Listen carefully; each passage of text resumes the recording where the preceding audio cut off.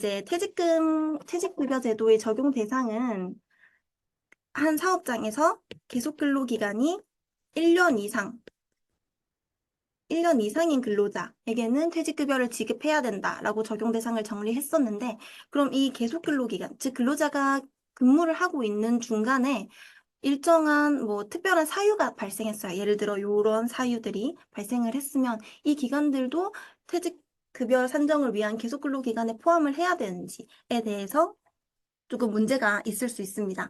그렇기 때문에 그 내용에 대해서 제가 이렇게 표로 정리를 해왔는데, 우선 일단 대부분의 기간이 포함된다고 보시면 되지만, 이제 해외 유학 기간 같은 경우에 근로자가 수행하고 있던 직무와 관련된 유학이라면 포함을 시키지만, 개인적 목적으로 해외에 유학을 간 기간은 제외할 수 있다라는 행정 해석이 있고요.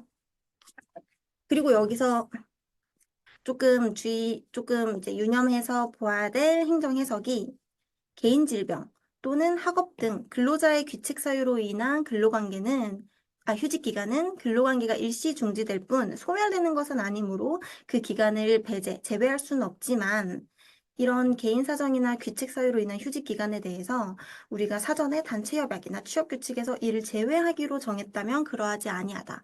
즉, 제외하기로 사전에 합의를 했다면 근로자의 규칙 사유로 인한 휴직 기간은 의 계속 근로 기간 판단에 있어서 제외할 수 있다는 행정 해석이 있습니다. 그렇기 때문에 우리가 이런 상황이 실무적으로 문제가 됐을 때, 우리 회사의 취업 규칙 또는 단체 협약에 있다면 그 단체 협약에 어떤 내용이 있는지, 이런 내용에 관해서 제외하기로 한 조항이 있는지를 살펴보는 것이 중요하겠습니다.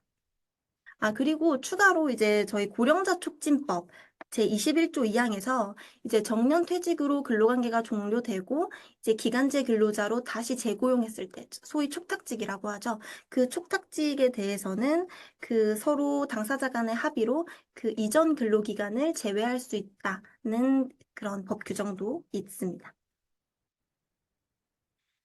다음 페이지는 이제 평균 임금 산정에서 제외되는 기간과 임금에 대해서 설명을 드리고자 하는데, 일단은 근로자의 규칙 사유가 아닌 사유들로 근로자의 월 급여가 적게 지급되거나 아니면 급여가 지급되지 않는 기간을 우리가 이 평균 임금 산정 기간에 모두 포함을 하게 되면은 근로자에게 불이익해지는 경우가 있을 수 있어요. 왜냐하면 평균 임금이 작아지게 되기 때문에, 이 기간을 포함하고 산정하면 작아지기 때문에 근로자가 최종적으로 받게 되는 퇴직급여가 줄어들 수 있는 상황이 되는 거죠.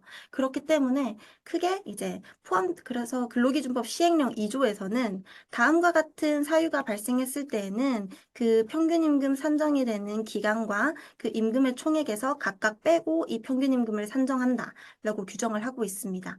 그래서 우리가 포함되는 기간과 제외되는 기간을 크게 살펴보면, 포함되는 기간은 근로자 규칙 사유로 휴업, 감봉, 대기 발령, 무단결근 한 기간은 근로자 규칙 사유이기 때문에 이 기간을 포함해서 산정해도 근로자에게 불이익해지더라도 포함하고 산정한다는 거고요. 한편 저희 법적으로 보장되는 뭐 업무상 부상이나 질병으로 인한 휴업 기간, 그리고 육아휴직 기간, 가족 돌봄 기간, 뭐 쟁의행위 기간, 그리고 출산휴가 기간, 그리고 수습 중인 기간, 이런 기간들은 근로자 규칙 사유로 쉬는 게 아니기 때문에 이 기간을 포함하면 근로자에게 불이익해지기 때문에 이 기간은 제외하고 산정해야 된다는 그 법 규정을 두고 있습니다.